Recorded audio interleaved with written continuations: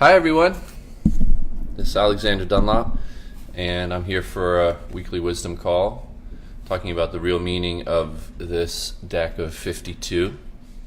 Hope y'all can hear me well. Got a little snow out there as I'm coming to you from Brooklyn Heights, the promenade behind me, the Manhattan skyline off to the left, to talk to you about the real meaning of this ancient system of knowledge that was hidden in plain sight as a deck of 52 playing cards. This ancient wisdom hidden right beneath our eyes, right under our noses, our metaphorical noses, and literally hidden underneath. Not having access to this knowledge has caused us a great deal of suffering and has meant that we've been in the dark about what this reality is and how to live healthy, happy lives inside of this reality construct. And a lot of trial and error, a lot of trying to figure it out for ourselves, and some people have.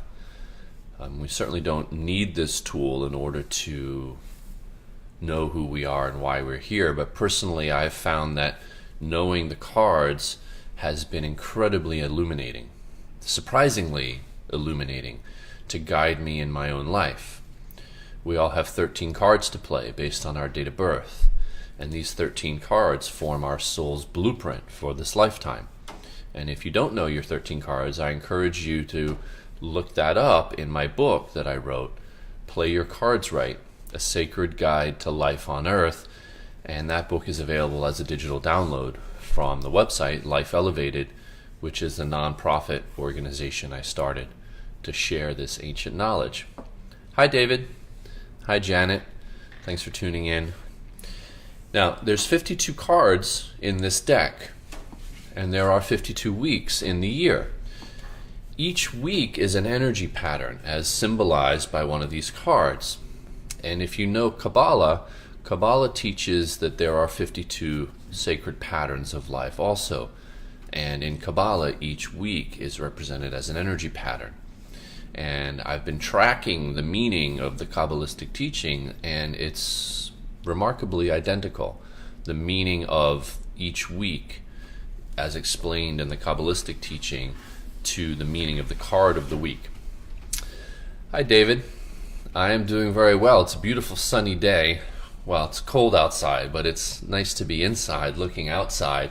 Yeah, I'll give you guys a kind of a peek, looking out over the Manhattan skyline, the Manhattan Harbor, with the Statue of Liberty in the background. It's a beautiful view. I'm very lucky to have this place to call home.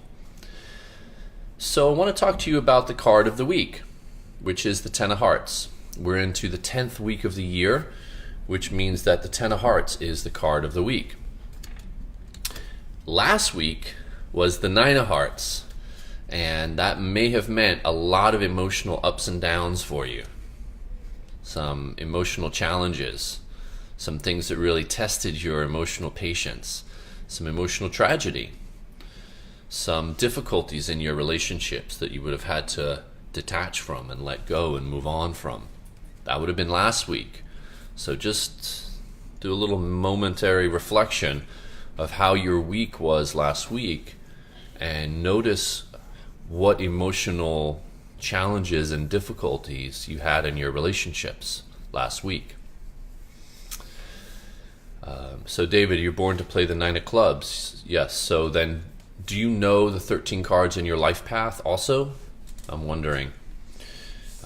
What I'm talking to you about are the cards of the week, which are different than your life path cards.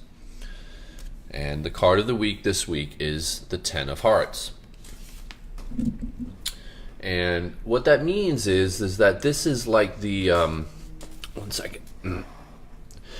This is like the background energy of the week, the kind of weather report on the spiritual level, if you will. And the Ten of Hearts, as the card in the background for all of us as we're moving through this week, means a lot of emotion, an abundance of emotion, big party. It's a great week for gathering together with friends and family And you may find that you have more than your normal amount of networking, connecting, hanging out, getting together. What's interesting is that we have a snow day today, so my kids are home. So it's kind of like another Sunday. We had Sunday yesterday, and then we're having like another Sunday today. We normally have a big breakfast together on Sunday. And we did that again today. So it's kind of like having Sunday part 2, another big gathering. With the Ten of Hearts present, you want to be aware of your boundaries this week.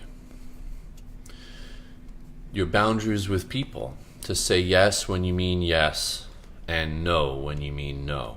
So you want to have really clear emotional boundaries so that you're not accidentally double-crossing yourself this week by overcommitting, by trying to do too much, taking on too much, double booking your calendar, for instance.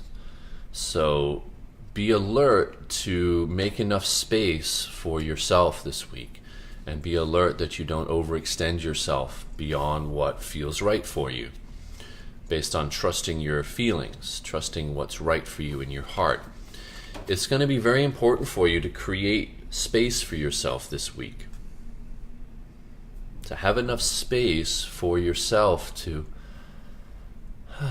take a breath. So it's important for you to cultivate your solitude this week. Cultivate your alone time. Cultivate your me time. You want to be aware that you don't get lost in chasing superficial approval, or getting lost in social media, or getting lost in family obligations or social responsibilities. It can be very easy this week with the Ten of Hearts that you may have a lot of fun options. There may just be a lot of invites, a lot of things to do, a lot of people to see. And it's important that you're very clear for yourself about which events and people and experiences you truly want to have, and which ones are obligations that don't quite feel right to you. And learning how to distinguish what's really authentic for you versus what is simply a social obligation, so that you choose in your heart what's right for you. This is the invitation this week. This is what we're moving through. Right? And it's, as I said already, learning how to say yes when you mean yes and no when you mean no.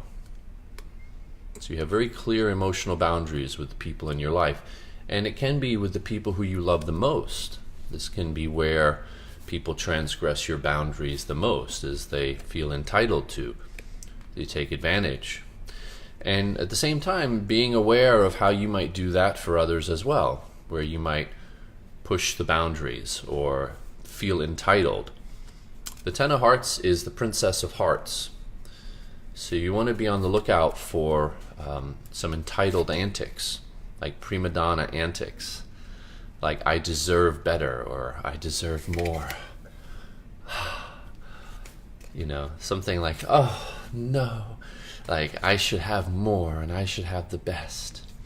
So you want to be on the lookout for that kind of antic happening. And again, just staying grounded in your own heart, being clear in your own feelings. It's about finding the meaning of your experience from within, not from without. It's not looking for approval or validation in the face of others, which is why you might overextend yourself and overcommit. It's finding within yourself a stillness and a calm. So there's a self-acceptance in your own heart, and then there's no need to prove anything to others or do something that doesn't feel right to you, because you're clear in who you are. So finding the meaning of your own heart within yourself, for yourself. And taking a deep breath into that heartfelt connection with yourself.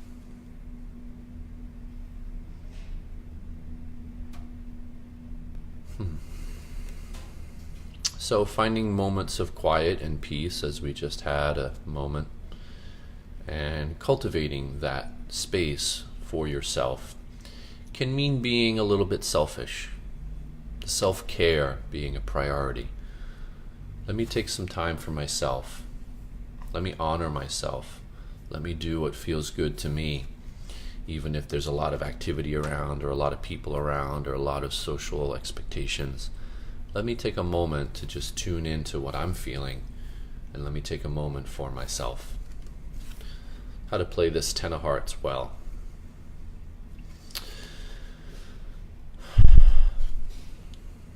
All right. Well, as I mentioned, I encourage you all to find out what your 13 cards are in your life path, and you can do that in my book. I'm going to hold it up. I think Facebook shows it backwards, but that's the book, Play Your Cards Right, A Sacred Guide to Life on Earth. And you can find out all 13 cards in your life path and find out what they mean, find out how to play your cards right. How your life cards intersect with the weekly card is also significant. For example, if the Ten of Hearts, let's say, is your Venus card in your life path, then this would be a week of love for you. If the Ten of Hearts, let's say, is the Pluto card in your life path, then this would be a week of facing your own shadows. So the life cards show you the personal experience you're going to have in this week and how to interact on a personal level with what is the background energy of the week. So I do encourage you to know your 13 cards as you listen to these weekly calls to better understand how to play your cards right. So there you have it. And as always, I encourage you to live your life like it's your favorite game to play.